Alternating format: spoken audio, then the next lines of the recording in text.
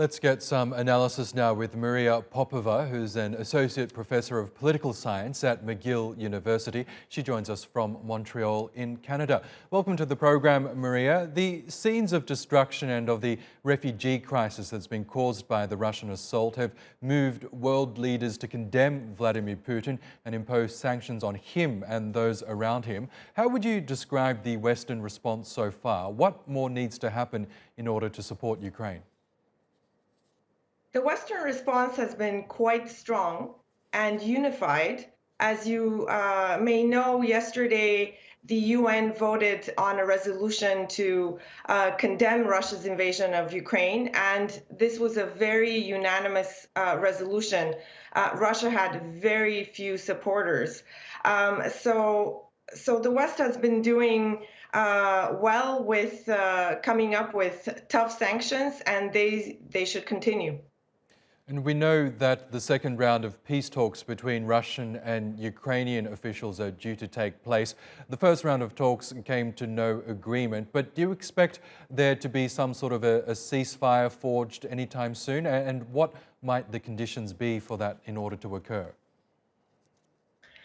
To be honest, I'm not very optimistic about a ceasefire coming after these talks.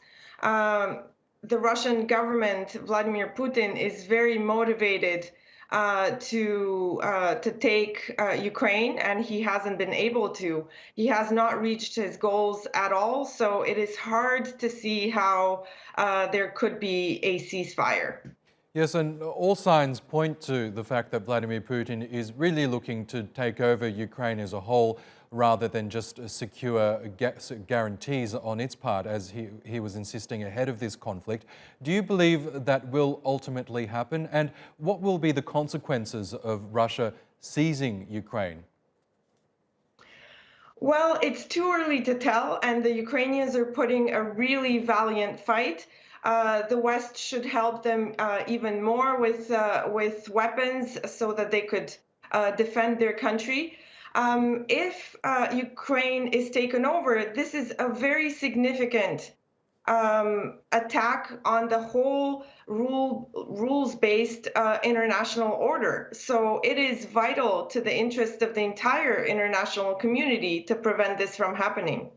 In the meantime, we are seeing scenes of hundreds of thousands of Ukrainians fleeing their country. Neighbouring countries for now have said that they're ready to accept them. That is part of the EU's mandate. Do you expect that support continue, and how important is it that the EU continue to accept those refugees? The EU has stepped up to the plate with this particular refugee crisis. So I do expect continued support for the refugees coming in. And it is really vital because probably more refugees will be pouring in if this war continues longer. Okay, Maria Popova from McGill University, thank you again for joining us on TRT World.